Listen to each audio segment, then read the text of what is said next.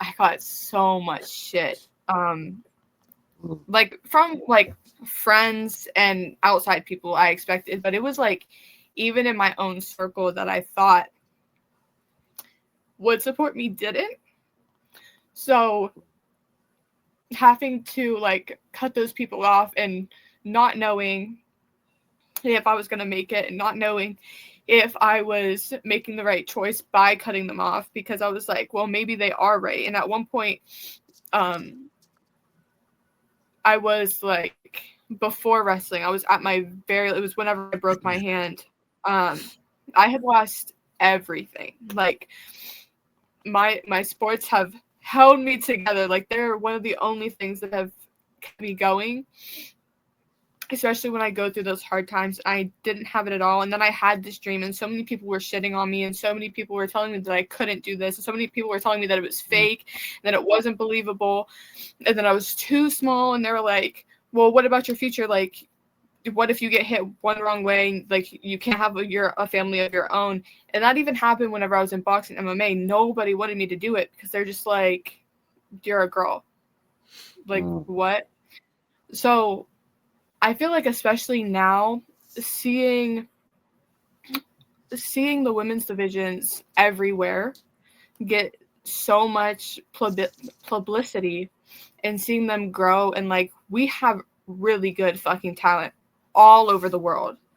And I feel like women's wrestling is finally getting taken seriously in that way, and showing that like we're not just a pretty face and a good looking body. Like we can do the same thing guys do.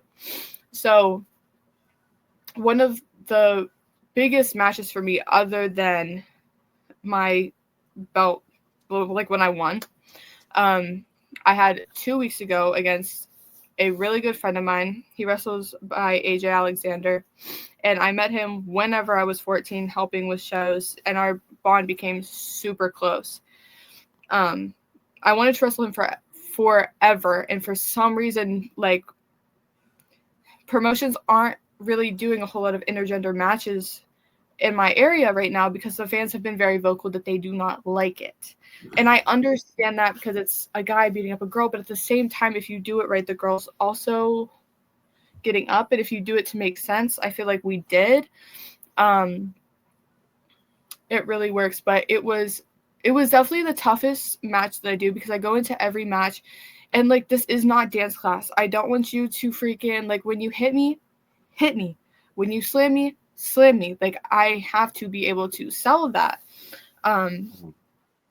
So doing this, like, I felt everything. And by the end of it, my body was so tired, like it just shut down. I gave everything into that match to prove that, like, I belong here. I belong in the business. I know what I'm doing. I'm not fucking stupid.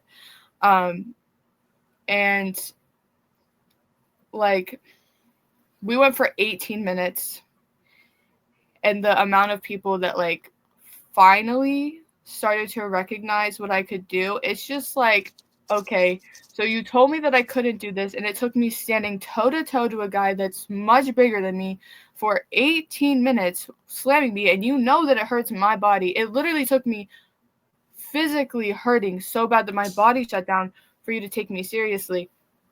And like, the worst part is, like, there's still so many people, and I know there's going to be haters all the time. Like, I was bullied in high school, whatever, like, I get that.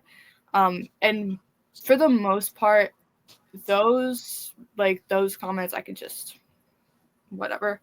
But it's like, when I finally get to prove them wrong, I feel like that's when I get emotional, especially the people in my own family that I thought would be the number one supporters, and they were constantly making jokes or belittling the idea, and they were like, you need a real education, you need a real job, wrestling's just a hobby. And I'm like, wrestling could be a career too. Do you not know what the fuck WWE is?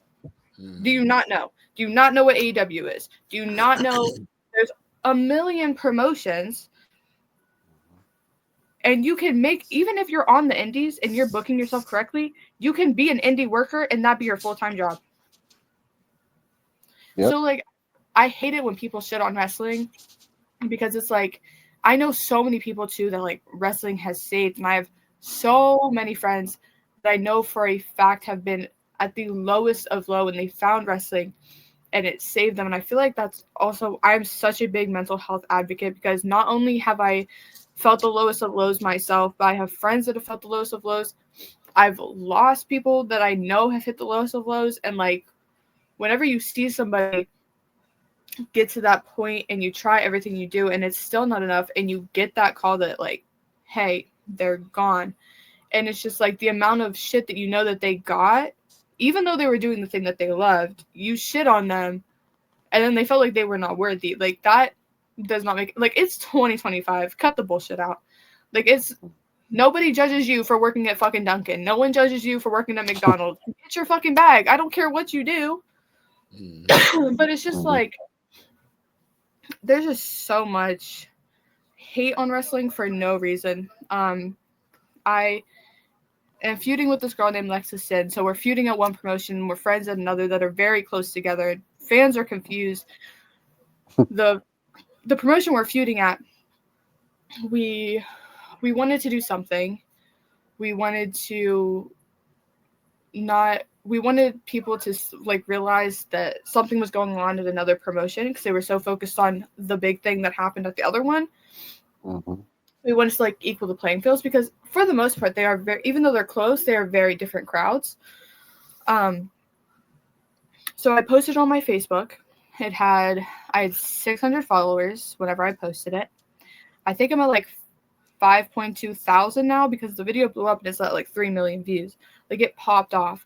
But I'm like reading the comments, and some of them are funny, and then some of them are just like there's so much hate on me in that video because I didn't hit her. And I'm like, if you took 2 fucking seconds to go look at my post or all of my posts, you would realize what this is. And there's still people that are like, are you dumb? Like, if you go look, you can tell that, yes, this was staged. It's for whatever storyline they're doing, like WWE does. And people still don't care. They're like, I don't care. They made themselves look dumb. This is ghetto. I'm like, whoa. First off, we're at a show.